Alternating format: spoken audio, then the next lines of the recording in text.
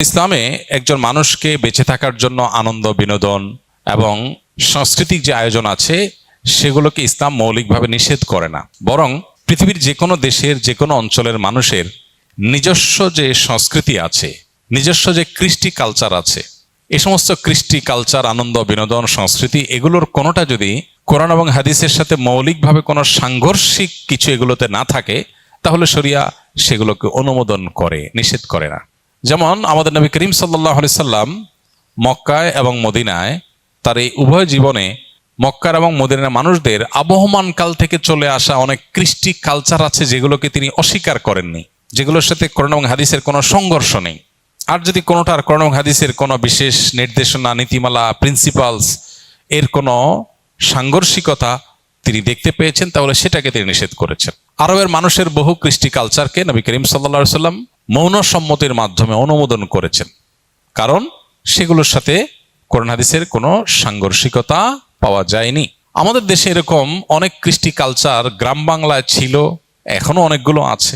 যেমন একটা অত্যন্ত পরিচিত উৎসব, একটা সংস্কৃতি আমাদের সমাজের গ্রাম বাংলার ছিল, সেটা হলো নবান্ন উৎসব। নব অন্ন, নতুন খাবার, নতুন ধান যখন উঠতো তখন সেই নতুন ধানের চাল দিয়ে পায়েস রান্না করা, পিঠা রান্না করা, বিভিন্ন রকমের খাবারের ব্যবস্থা করা, ভাত রান্না করা, এটা একটা আনন্দের উপলক্ষ ছিল গ্রাম বাংলার মানুষের। ঘরে ঘরে ধান উঠেছে, সে উপলক্ষে রান্না বাড়া এবং খাবার দাবার ব্যবস্থা করা। এই নবান্ন উৎসব এখানে এমন কিছু নাই যেটা আসলে শরিয়া নিষেধ করেছে, অতএব শরিয়া দৃষ্টিকোণ থেকে এটা নাজায়েজ কোনো বিষয় না, আমরা সেটা করতেই পারি। এরকম অনেক উৎসব আছে যে উৎসবগুলোকে শরিয়ার দৃষ্টিকোণ থেকে নিষিদ্ধ বলার কোনো সুযোগ নাই। পহেলা বৈশাখের কথা যদি আমরা বলি, তাহলে সেক্ষেত্রে আমরা দেখতে পাই পহেলা বৈশাখ এটা আসলে বাংলাদেশের বা বাঙালি জাতির আবহমানকাল থেকে চলে আসা কোনো কালচার কিনা। পহেলা বৈশাখের যে রূপ আমরা দেখতে পাই এখন, এটা তো শুরু হয়েছে 1989 সাল থেকে। ধাপে ধাপে এটা পরিবর্তিত হয়েছে, সেটা আমরা জানি সবাই। বাট এটার একেবারে প্রাচীন রূপ যদি আমরা দেখি পহেলা বৈশাখের, তাহলে দেখতে পাই পহেলা বৈশাখ উপলক্ষে মূলত জমিদারি প্রথা যখন চালু ছিল এ অঞ্চলে, তখন জমিদাররা বছরের যে খাজনা নিত কৃষকদের কাছ থেকে, এই খাজনা তোলার শেষে বছরের প্রথম দিনে তারা এই পহেলা বৈশাখে তারা একটু মিষ্টি মন্ডা প্রজাদেরকে খাওয়াতো।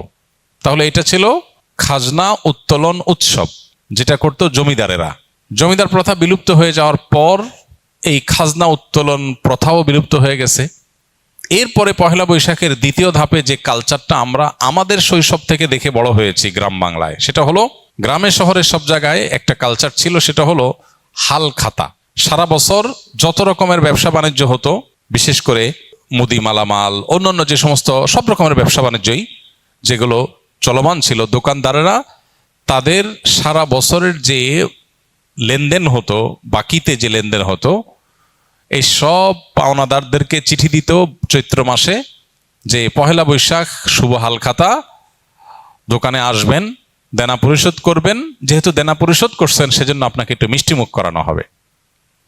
এই হাল খাতার কালচার গ্রামে শহরে সব জায়গায় ব্যাপকভাবে আমাদের দেশে প্রতিষ্ঠিত ছিল। সারা বছরের দেনা পহেলা বৈশাখে এসে পরিষ্কার করে, ক্লিন করে, নতুন করে আবার খাতা খোলা হতো। এই জন্য এটার নাম ছিল হাল খাতা। এই হাল খাতা হলো পহেলা বৈশাখের দ্বিতীয় ধাপের সংস্কৃতি বাংলাদেশের মানুষের বা বাঙালির। এরপরে 1989 সালে মূলত ঢাকা ইউনিভার্সিটির চারুকলা ইনস্টিটিউট থেকে কিছু শিক্ষক শিক্ষার্থীদের উদ্যোগে সর্বপ্রথম পহেলা বৈশাখ উপলক্ষে যে শোভাযাত্রা বের করা হয়, সেই শোভাযাত্রার নাম ছিল কি? আনন্দ শোভাযাত্রা। কিছুদিনের মধ্যেই সেটার নাম পরিবর্তন হয়ে গেল মঙ্গল শোভাযাত্রা। তারপরে আবার সেটা পরিবর্তিত হয়ে এখন বৈশাখী শোভাযাত্রা বা অন্য কোনো নাম পর্যন্ত হয়তো এসে ঠেকেছে। এই যে মঙ্গল শোভাযাত্রা, যেটি পহেলা বৈশাখ উপলক্ষে দীর্ঘ বেশ অনেক বছর যাবৎ খুব ঘটা করে প্রতিপালিত হয়েছে আমাদের সমাজে, এটা প্রথম কথা হলো বাংলাদেশের মানুষের বা বাঙালি জাতির আবহমানকাল থেকে চলে আসা কোনো কালচার না। কৃষ্টি বা কালচার কোনো কলেজ বিশ্ববিদ্যালয় থেকে পরিকল্পিতভাবে নোট লেখে একদম সাজিয়ে গুছিয়ে কোনো কৃষ্টি বা কালচার এভাবে শুরু হয় না। আমাদের বাংলাদেশের মানুষের যে আবহমানকাল থেকে যে চলে আসা কালচারগুলো একেবারে মানুষের ভেতর থেকে উঠে এসেছে, এই পহেলা বৈশাখ উপলক্ষে মঙ্গল শোভাযাত্রার নামে যা হচ্ছে, অন্তত এটা কখনো সে আবহমানকাল থেকে চলে আসা বাংলাদেশের মানুষের মধ্য থেকে গড়ে ওঠা বেড়ে ওঠা কোনো কৃষ্টি বা কালচার না। এটা হলো প্রথম কথা। দ্বিতীয় কথা হলো যে এই পহেলা বৈশাখের মঙ্গল শোভাযাত্রাকে ঘিরে যত আয়োজন হয়ে থাকে, বিশেষ করে মঙ্গল শোভাযাত্রা যে বিভিন্ন প্রাণীর মুখোশ এবং বিভিন্ন রকমের প্রাণীর ভাস্কর্য এটা নিয়ে যে র্যালি বের করা হয়ে থাকে, খুব সচেতনভাবে আপনি লক্ষ্য করলে দেখতে পাবেন এখানে পেঁচা, ইঁদুর, হাঁস, ময়ূর এমন কিছু প্রাণীর মুখোশ সেখানে খুবই পরিকল্পিতভাবে ব্যবহার করা হয়, প্রদর্শন করা হয়, যেগুলো একটা বিশেষ ধর্মের মানুষের ধর্মীয় বিশ্বাসের সাথে সংশ্লিষ্ট, যেগুলোর অনেকগুলোই হিন্দুদের বিভিন্ন দেবতার বাহন হিসাবে হিন্দু ধর্মে এটি প্রতিষ্ঠিত।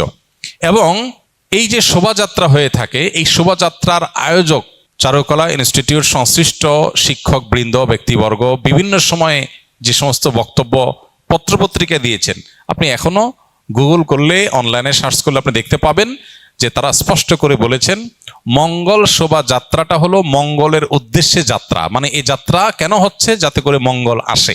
তো একজন ইমানদার তিনি মঙ্গল আসার জন্য দোয়া করবেন আল্লাহর কাছে, আর চেষ্টা করবেন, পরিশ্রম করবেন। প্রতিদিন প্রত্যেক ওয়াক্ত নামাজে আল্লাহ আমাদেরকে মুয়াজ্জিনের মাধ্যমে ডাক দিচ্ছেন, হাইয়া আলাস সালাহ, হাইয়া আলাল ফালাহ, মঙ্গলের পথে আসো।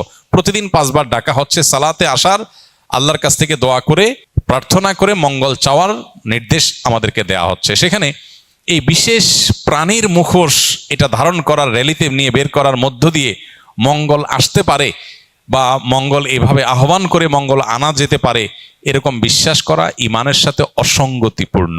এই বিষয়গুলোকে সামনে রাখলে স্পষ্ট হয় যে এটা আসলে মুসলমানদের ওপর চাপিয়ে দেওয়া একটা সংস্কৃতি, যেটা মূলত অনেক ক্ষেত্রে হিন্দু ধর্মের মানুষদের সংস্কৃতি, সেটা মুসলমানদের উপরে চাপিয়ে দেওয়া হচ্ছে।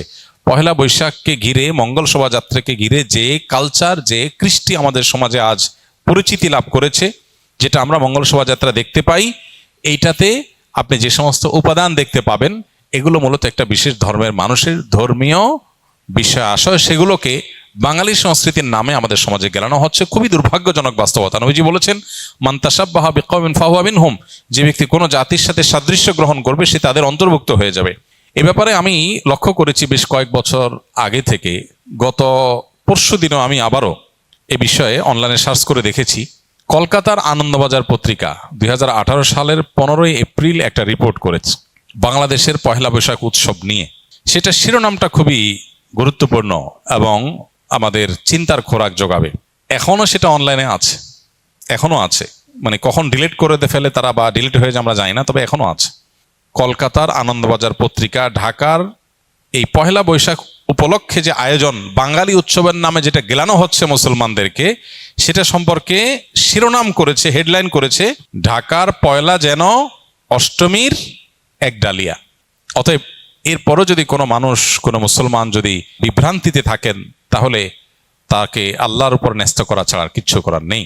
আমাদের দায়িত্বশীল ব্যক্তিগণের প্রতি আমাদের উদাত্ত আহ্বান থাকবে, তারা অবশ্যই আমাদের দেশের সংস্কৃতিকে ধারণ করবেন, সেটার প্রচার করবেন, আমরা সেটা ধারণ করব, প্রচার করব। কিন্তু আরোপিত দেশের সংস্কৃতির নামে আরোপিত ভিন্ন ধর্মের বিশ্বাস, চিন্তা, চেতনা, কৃষ্টি, কালচারকে মুসলমানদের মধ্যে গেলাবার চেষ্টা, এটা খুবই দুর্ভাগ্যজনক একটা বিষয়।